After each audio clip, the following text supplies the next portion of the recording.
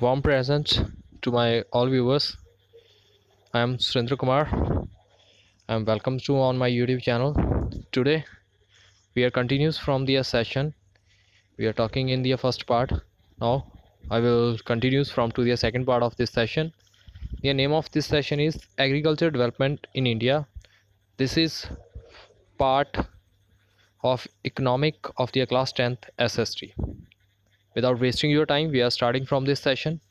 In the first video, we are discussing about to the very short question answer and short question answer, which students has been comes to the first time on my this session. So I will also give the link in my description box of the part first. So you must be watch their first part, then you will continue from to the second part. The second question is describe the main problems of the Indian agriculture ਦੇ ਵਿੱਚ ਕਿਹੜੀਆਂ main problems ਆਉਂਦੀਆਂ ਨੇ ਉਹਨਾਂ ਬਾਰੇ ਦੱਸੋ। ਦੇਖੋ answer ਹੈ Indian agriculture is a quite backward, it is so many problems. These problems are divided into the three categories ਵੀ ਜਿਹੜੀ ਇੰਡੀਅਨ ਐਗਰੀਕਲਚਰ ਆ ਉਹ ਕਾਫੀ ਪਿਛੜੀ ਹੋਈ ਆ ਐਗਰੀਕਲਚਰ ਆ ਅਤੇ ਇਹਦੇ ਵਿੱਚ ਕਈ ਤਰ੍ਹਾਂ ਦੀਆਂ ਪ੍ਰੋਬਲਮਸ ਆਉਂਦੀਆਂ ਨੇ। ਇਹ ਪ੍ਰੋਬਲਮਸ ਤਿੰਨ ਕੈਟਾਗਰੀ ਵਿੱਚ ਡਿਵਾਈਡ ਕੀਤੇ ਗਏ ਨੇ। ਪਹਿਲੀ ਹੈਗੀ ਆ ਹਿਊਮਨ ਪ੍ਰੋਬਲਮਸ, ਦੂਜੀ ਹੈਗੀ ਆ ਇੰਸਟੀਟਿਊਸ਼ਨਲ ਪ੍ਰੋਬਲਮ, ਥਰਡ ਹੈਗੀ ਆ ਟੈਕਨੀਕਲ ਪ੍ਰੋਬਲਮ।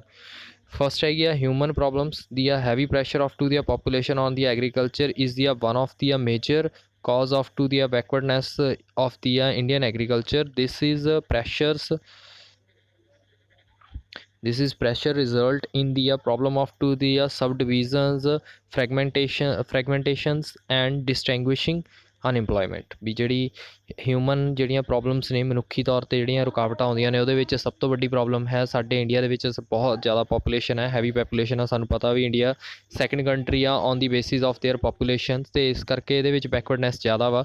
ਜ਼ਿਆਦਾ ਪ੍ਰੈਸ਼ਰ ਹੋਣ ਕਰਕੇ ਲੇਬਰਸ ਦਾ ਜਾਂ ਤੁਸੀਂ ਕਹਿ ਦਿਓ ਵੀ ਪਾਪੂਲੇਸ਼ਨ ਦਾ, ਤਾਂ ਕਰਕੇ ਇੱਥੇ ਕਈ ਤਰ੍ਹਾਂ ਦੀਆਂ ਪ੍ਰੋਬਲਮਸ ਆਉਂਦੀਆਂ ਨੇ, ਜਿਵੇਂ ਕਿਸ ਤਰੀਕੇ ਨਾਲ ਐਗਰੀਕਲਚਰ ਲੈਂਡ ਨੂੰ ਡਿਵਾਈਡ ਕੀਤਾ ਜਾਵੇ ਅਤੇ ਅਨਇੰਪਲੋਇਮੈਂਟ ਦੀਆਂ ਪ੍ਰੋਬਲਮਸ ਆਉਂਦੀਆਂ ਨੇ। ਨੈਕਸਟ ਹੈਗਾ social atmosphere has to be a great obstacles in the development of agriculture.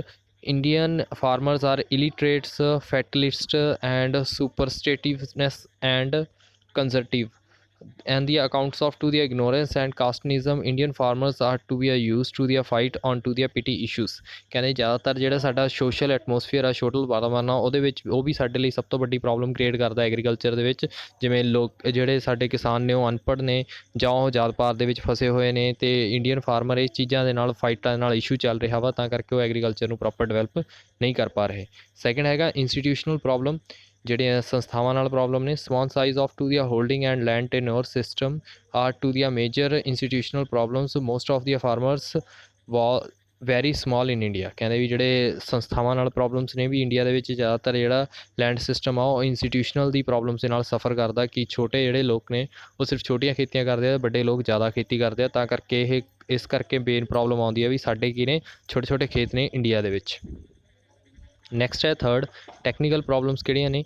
inadequate immigration systems and old educational implementation and traditional techniques of to the cultivation, lack of to the improved seeds and lack of to the manure, defective agriculture's marketing systems, disease of the crops and attacks of to the plagues, and lack of to the accredited facility and weak cattle's are to the main technical problems of the development path of Indian agriculture. ਵੀ technical ਦੇ ਵਿੱਚ ਜਿਹੜੇ issue ਆਉਂਦੇ ਆ, ਜਿਵੇਂ ਸਾਡੇ ਕੀ ਆ ਸਿੰਜਾਈ ਦੇ ਸਹੀ ਪ੍ਰਬੰਧ ਨਹੀਂ ਹੈਗੇ, ਸਾਡੀ ਜਿਹੜੀ ਐਗਰੀਕਲਚਰ ਆ ਉਹ ਕਾਫੀ ਬੈਕਵਰਡ ਆ। ਇੱਥੇ ਕੀ ਨੇ ਪੁਰਾਣੀਆਂ ਚੀਜ਼ਾਂ ਯੂਜ਼ ਕੀਤੀਆਂ ਜਾਂਦੀਆਂ ਨੇ ਖੇਤੀ ਕਰਨ ਦੇ ਲਈ। ਡਿਫੈਕਟਿਵ ਸਾਡੇ ਮਾਰਕੀਟਿੰਗ ਸਿਸਟਮ ਆ, ਅਤੇ ਸਾਡੀਆਂ ਜਿਹੜੀਆਂ ਫਸਲਾਂ ਨੇ ਉਹ ਜ਼ਿਆਦਾ ਬਿਮਾਰ ਨੇ ਜਾਂ ਫਿਰ ਜ਼ਿਆਦਾ ਝਾੜ ਨਹੀਂ ਦੇ ਪਾਉਂਦੀਆਂ ਹੈਗੀਆਂ। ਸਾਡੇ ਜਿਹੜਾ ਕ੍ਰੈਡਿਟ ਸਿਸਟਮ ਆ, ਜਾਣੀ ਕਿ ਲੋਨ ਜਾਂ ਉਧਾਰ ਦਾ ਵਾ, ਉਹਦੀ ਵੀ ਪ੍ਰੋਬਲਮਸ ਆਉਂਦੀਆਂ ਨੇ, ਤਾਂ ਕਰਕੇ ਜਿਹੜੀ ਇੰਡੀਅਨ ਐਗਰੀਕਲਚਰ ਆ ਉਹ ਕਾਫੀ ਜ਼ਿਆਦਾ ਸਫਰ ਕਰਦੀ ਆ। ਨੈਕਸਟ ਕੁਐਸਚਨ ਹੈਗਾ explain the contribution of the government in the development of Indian agriculture. ਵੀ ਸਰਕਾਰ ਦਾ ਕੀ ਰੋਲ ਆ ਸਾਡੀ ਇੰਡੀਅਨ ਇਕੋਨਮੀ ਜਾਂ ਇੰਡੀਅਨ ਐਗਰੀਕਲਚਰ ਨੂੰ ਡਿਵੈਲਪ ਕਰਨ ਦੇ ਵਿੱਚ। ਆਨਸਰ ਹੈ the role of the government of the agriculture department may be a summarized as follow. ਵੀ ਜਿਹੜੀਆਂ ਐਗਰੀਕਲਚਰ ਡਿਪਾਰਟਮੈਂਟ ਦੀਆਂ ਜ਼ਿਆਦਾ ਜਿਹੜੀਆਂ ਗੌਰਮੈਂਟਸ ਦੇ ਰੂਲ ਰੈਗੂਲੇਸ਼ਨ ਨੇ ਉਹਨੂੰ ਡਿਵੈਲਪਮੈਂਟ ਕਰਨ ਦੇ ਉਹ ਥੱਲੇ ਦਿੱਤੀਆਂ ਗਈਆਂ ਨੇ। ਫਸਟ ਹੈਗਾ ਵਾ ਲੈਂਡ ਰਿਫੋਰਮਸ। ਵੀ ਭੂਮੀ ਵਿੱਚ ਸੁਧਾਰ ਦੀਆਂ land reforms play an important role in the development of the agriculture after the independence. The following Indian reforms has been implemented. ਵੀ ਜਦੋਂ ਇੰਡੀਆ ਦੇ ਵਿੱਚ ਜਿਹੜੇ ਰਿਫੋਰਮ ਲੈ ਕੇ ਕਹਿੰਦੇ ਗਏ ਜਿਹੜੀ ਜ਼ਮੀਨ ਦੇ ਰਿਲੇਟਡ, ਤਾਂ ਇਹਨੇ ਐਗਰੀਕਲਚਰ ਨੂੰ ਡਿਵੈਲਪ ਕੀਤਾ। ਆਫਟਰ ਇੰਡੀਪੈਂਡੈਂਸ ਵੀ ਜਿਹੜੇ ਜ਼ਿਆਦਾ ਰਿਫੋਰਮਸ ਆਏ ਅਤੇ ਇਹਨਾਂ ਨੂੰ ਇੰਪਲੀਮੈਂਟ ਕੀਤਾ ਗਿਆ।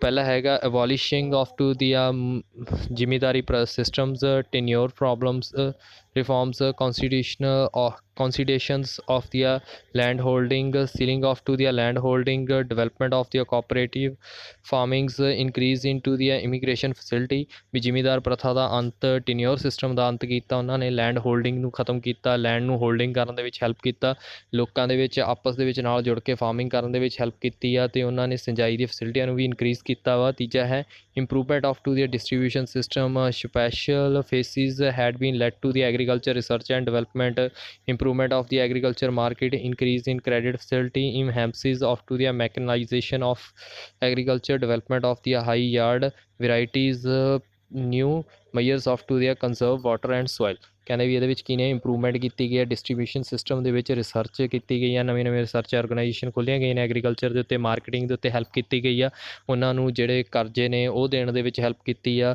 ਜਾਂ ਉਹਨਾਂ ਨੂੰ ਹੋਰ ਕਈ ਤਰ੍ਹਾਂ ਦੀਆਂ ਜਿਹੜੀਆਂ ਪ੍ਰੋਬਲਮਸ ਸੀ ਉਹਨੂੰ ਸੌਟ ਆਊਟ ਕਰਨ ਦੀਆਂ ਨਵੀਆਂ ਤਰੀਕਾਂ ਦੱਸੀਆਂ ਗਈਆਂ ਨੇ।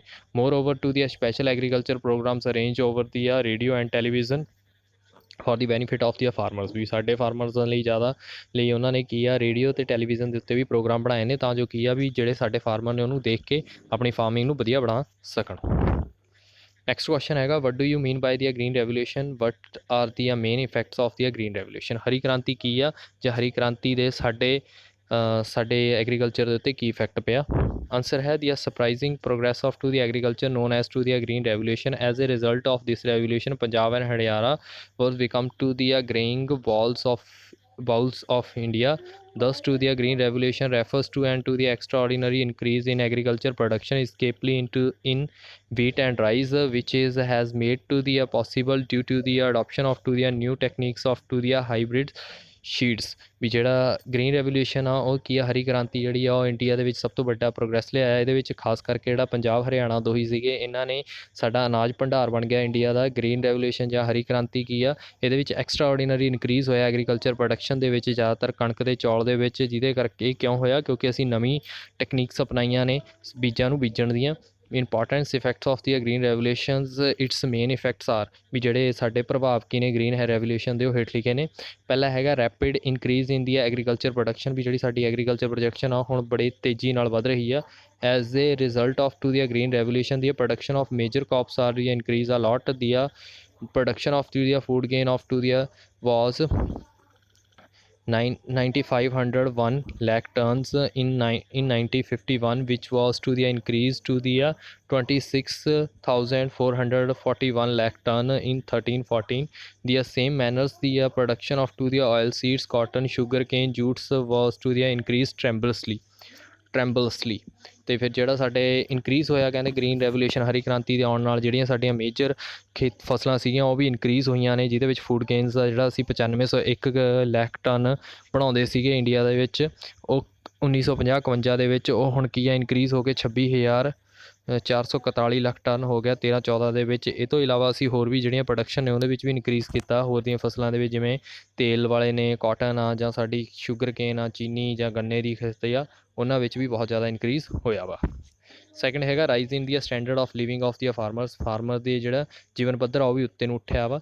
As a ਸਬਸੀਕੁਐਂਸ of to the green revolution the production ਔਰ income of to the farmers has been ਇਨਕਰੀਜ਼ਡ। The ਇਨਕਰੀਜ਼ਡ income is a symbol of to the high standard of living. As a result, the increase in the incomes, the demand of the consumer goods and goods quality of quantity and luxury goods has been increased and concerned the industries has developed। ਵੀ ਇਹਦੇ ਨਾਲ ਕੀ ਹੋਇਆ, ਸਾਡੇ ਜਿਹੜੀ ਕੌਨਸੀਕੁਐਂਸ ਨੇ, ਜਿਵੇਂ green revolution ਆਉਣ ਦੇ ਨਾਲ ਕੀ ਹੋਇਆ, ਸਾਡੀ ਪ੍ਰੋਡਕਸ਼ਨ ਅਤੇ ਇਨਕਮ ਦੇ ਵਿੱਚ ਵੀ ਬਹੁਤ ਜ਼ਿਆਦਾ ਇਨਕਰੀਜ਼ ਹੋਇਆ। ਜਿਹੜੇ ਫਾਰਮਰ ਸੀਗੇ ਉਹਨਾਂ ਦੇ ਹਾਈ ਸਟੈਂਡਰਡ ਜਿਹੜੀ ਲਿਵਿੰਗ ਆ ਉਹ ਸ਼ੋ ਹੋ ਰਹੀ ਆ, ਅਤੇ ਹੁਣ ਜਿਹੜੇ ਬੰਦੇ ਨੇ ਉਹ ਕੀ ਆ, ਉਹਨਾਂ ਦੀ ਇਨਕਮ ਵੀ ਬਹੁਤ ਜ਼ਿਆਦਾ ਇਨਕਰੀਜ਼ ਹੋਈ ਆ। ਡਿਮਾਂਡ ਆਫ ਕੰਜ਼ਿਊਮਰ ਗੁੱਡਸ ਉਹ ਵੀ ਇਨਕਰੀਜ਼ ਹੋਈਆਂ, ਅਤੇ ਉਹਦੇ ਨਾਲ ਕੁਆਲਿਟੀ ਵੀ ਉਹ ਇਨਕਰੀਜ਼ ਹੋਈ ਆ, ਅਤੇ ਲੋਕਾਂ ਦੇ ਵਿੱਚ ਜਿਹੜੀਆਂ ਲਗਜ਼ਰੀ ਗੁੱਡਸ ਨੇ ਉਹਨਾਂ ਦੀ ਵੀ ਡਿਮਾਂਡ ਇਨਕਰੀਜ਼ ਹੋਈ ਆ, ਅਤੇ ਇੰਡਸਟਰੀ ਵੀ ਬਹੁਤ ਜ਼ਿਆਦਾ ਡਿਵੈਲਪ ਹੋਈ ਆ। ਥਰਡ ਪੁਆਇੰਟ ਹੈ ਡਿਵੈਲਪਮੈਂਟ ਆਫ ਇੰਡਸਟਰੀ। ਜਿਹੜੀਆਂ ਫੈਕਟਰੀਆਂ ਨੇ ਉਹਨਾਂ ਦਾ ਵਿਕਾਸ। green revolution has to increase the conducive atmosphere for to the industrial development and develops to for the industrial goods are increased। ਵੀ ਇਹਨਾਂ ਨੇ ਕੀ ਆ, ਜਿਹੜਾ ਇੰਡਸਟਰੀ ਦੀ ਗ੍ਰੀਨ ਰੈਵੋਲੂਸ਼ਨ ਆਉਣ ਦੇ ਨਾਲ ਜਿਹੜੀ ਇੰਡਸਟਰੀ ਦਾ ਐਟਮੋਸਫੀਅਰ ਆ ਉਹ ਵੀ ਡਿਵੈਲਪ ਹੋਣ ਲੱਗਿਆ ਅਤੇ ਹੁਣ ਡਿਮਾਂਡ ਵਧਣ ਲੱਗ ਗਈਆਂ ਨੇ ਜਿਹੜੀਆਂ ਇੰਡਸਟਰੀ ਦੀਆਂ ਗੁੱਡਸ ਨੇ ਉਹ ਵੀ। ਫੋਰਥ ਹੈਗਾ increase into the foreign and domestic trade, ਵਿਦੇਸ਼ੀ ਅਤੇ ਘਰੇਲੂ ਵਪਾਰ ਦੇ ਵਿੱਚ ਵਾਧਾ। ਅਨਦਰ ਬੈਨੀਫਿਟ ਕੀ ਆ ਸਾਨੂੰ green revolutions is that was the end our dependence to the countries for the good articles was declined. Now we are to be exporting to the material to others countries and because of the agriculture surplus and trades has increased। ਵੀ ਇਹਦਾ benefit ਸਾਨੂੰ ਕੀ ਹੋਇਆ ਵੀ ਸਾਡੀ ਜਿਹੜੀ independence ਸੀਗੀ ਸਾਡੀ other countries ਦੇ ਉੱਤੇ ਜਿਹੜੀਆਂ ਚੀਜ਼ਾਂ ਮੰਗਾਉਂਦੇ ਹੁੰਦੇ ਸੀ ਉਹ ਘਟਣੀਆਂ ਸ਼ੁਰੂ ਹੋ ਗਈਆਂ। ਹੁਣ ਅਸੀਂ ਕੀ ਆ ਆਪਣੀਆਂ ਬਣਾਈਆਂ ਚੀਜ਼ਾਂ ਦੂਸਰੀ ਕੰਟਰੀਆਂ ਨੂੰ ਭੇਜ ਰਹੇ ਹਾਂ ਤਾਂ ਇਹਦੇ ਨਾਲ ਕੀ ਆ ਸਾਡੀ ਖੇਤੀਬਾੜੀ ਦੇ ਵਿੱਚ ਹੋਰ ਵੀ ਜ਼ਿਆਦਾ ਸਰਪਲਸ ਹੋ ਰਿਹਾ ਅਤੇ ਸਾਡਾ ਵਪਾਰ ਵੀ ਵੱਧ ਰਿਹਾ। ਨੈਕਸਟ ਹੈਗਾ ਵਾ basis of the economic growth, ਵੀ ਸਾਡੀ ਆਰਥਿਕ ਵਿਕਾਸ ਹੋਣਾ। As to the consequence of to the green revolution the objective of to the economic development and stability and self reliance has been increased. ਵੀ ਇਹਦੇ ਨਾਲ ਕੀ ਹੋਇਆ ਸਾਡੀ ਗ੍ਰੀਨ ਰੈਵੋਲੂਸ਼ਨ ਵੀ ਵਧੀ ਆ ਅਤੇ ਸਾਡਾ ਜਿਹੜਾ ਆਬਜੈਕਟਿਵ ਦਾ ਇਕਨੋਮਿਕ ਡਿਵੈਲਪਮੈਂਟ ਦਾ ਉਹ ਵੀ ਵੱਧ ਰਿਹਾ ਵਾ, ਆਰਥਿਕ ਵਿਕਾਸ ਹੋ ਰਿਹਾ। ਅਸੀਂ ਸਾਰੇ ਕੀ ਸਟੇਬਲ ਹਾਂ ਅਤੇ ਇੱਕ ਦੂਸਰੇ ਜੀ ਆਪਣੇ ਆਪ ਹੀ ਸੈਲਫ ਡਿਪੈਂਡੈਂਟ ਬਣੇ ਹੋਏ ਹਾਂ। ਸਿਕਸਥ ਹੈ benefits of to the consumer ਦਾ ਸਾਨੂੰ ਕੀ ਲਾਭ ਹੋਇਆ।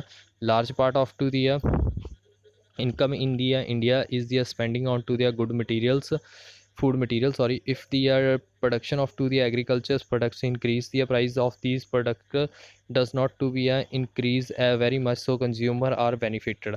ਵੀ ਜਿਹੜਾ ਕੰਜ਼ਿਊਮਰ ਦੇ ਲਈ ਵੀ ਇਹਦੇ ਲਈ ਉਪਭੋਗਤਾ ਦੇ ਲਈ ਵੀ ਬਹੁਤ ਜ਼ਿਆਦਾ ਬੈਨੀਫਿਟ ਹੋ ਰਿਹਾ, ਲਾਭ ਹੋ ਰਿਹਾ। ਜੇਕਰ ਇਨਕਮ ਜਿਹੜਾ ਲਾਰਜ ਪਾਰਟ ਆਫ ਇਨਕਮ ਆ ਇੰਡੀਆ ਦਾ ਉਹ ਕੀ ਆ ਸਾਡਾ ਜ਼ਿਆਦਾਤਰ ਖਰਚਾ ਹੁੰਦਾ ਵਾ ਅੰਨ ਭੰਡਾਰ ਦੇ ਉੱਤੇ। ਵੀ ਜਿਹੜੀ ਐਗਰੀਕਲਚਰ ਦੀ ਪ੍ਰੋਡਕਸ਼ਨ ਹੋਣ ਦੇ ਨਾਲ ਕੀ ਹੁੰਦਾ ਪ੍ਰੋਡਕਟਸ ਇਨਕਰੀਜ਼ ਕਰ ਰਹੇ ਨੇ ਅਤੇ ਪ੍ਰਾਈਸ ਉਹਦੇ ਕੀ ਨੇ ਉਨੇ ਜ਼ਿਆਦਾ ਇਨਕਰੀਜ਼ ਨਹੀਂ ਕਰਦੇ।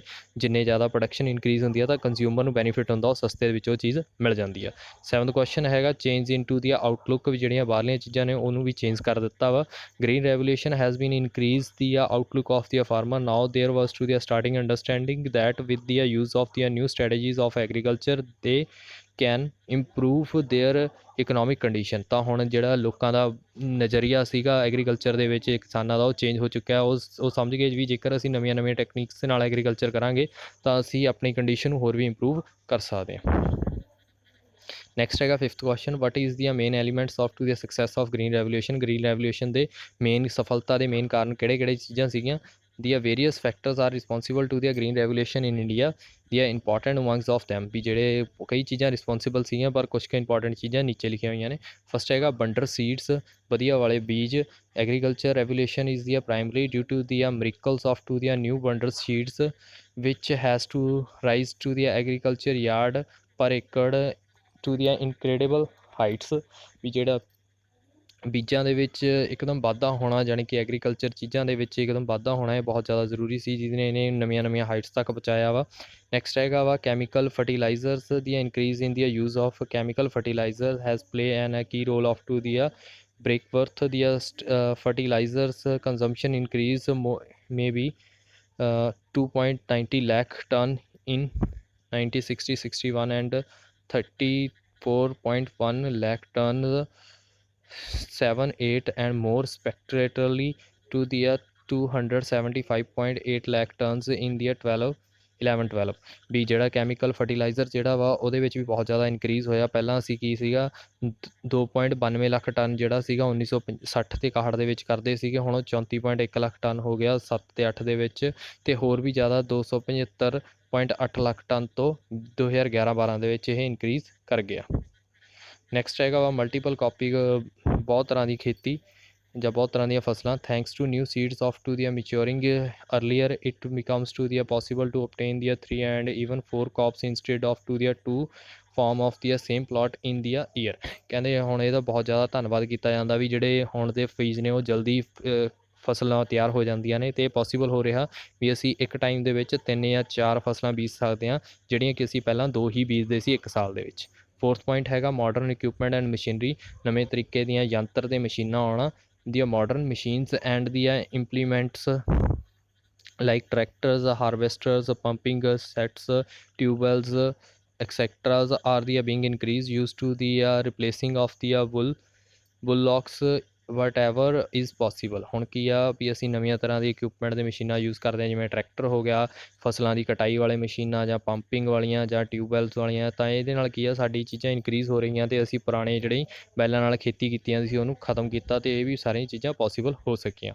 ਫਿਫਥ ਹੈ ਪ੍ਰਾਈਜ਼ ਇਨੀਸ਼ੀਏਟਿਵਸ, ਇਹਦੇ ਨਾਲ ਕੀ ਹੈ ਕੀਮਤਾਂ ਦੇ ਵਿੱਚ ਵੀ ਸਾਨੂੰ ਵਧੀਆ ਮੁਨਾਫਾ ਮਿਲ ਰਿਹਾ ਵਾ। ਇਹ government had take care of to the offer to the supporting price to growers so that the minimum reasonable returns to their labours investment are insure to them. ਵੀ ਗੌਰਮੈਂਟ ਨੇ ਕੀ ਕੀਤਾ, ਲੋਕਾਂ ਦੇ ਜਾਂ ਕਿਸਾਨਾਂ ਦਾ ਧਿਆਨ ਰੱਖਿਆ ਅਤੇ ਗਰੀਬ ਲੋਕਾਂ ਦਾ ਧਿਆਨ ਰੱਖਿਆ ਅਤੇ ਉਹਨਾਂ ਨੇ ਗਰੋਅਰ ਲਈ ਇੱਕ ਮਿਨੀਮਮ ਪ੍ਰਾਈਜ਼ ਸੈੱਟ ਕਰ ਦਿੱਤਾ ਜਿਹਦੇ ਉੱਤੇ ਜਿਹੜਾ ਲੇਬਰ ਆ ਅਤੇ ਇਨਵੈਸਟਰ ਆ ਉਹਨਾਂ ਦੋਹਾਂ ਦਾ ਬੈਨੀਫਿਟ ਹੋ ਸਕੇ। ਫਿਰ ਹੈ 6 ਕੁਐਸਚਨ ਐਕਸਟੈਂਸ਼ਨ ਆਫ ਇਮੀਗ੍ਰੇਸ਼ਨ, ਸਿੰਜਾਈ ਦੇ ਵਿੱਚ ਵਾਧਾ ਕਰਨਾ। The immigration systems of to the country has been speedily extend to the ensure to the adequate water supply especially in the area where the new agriculture strategy is being applied.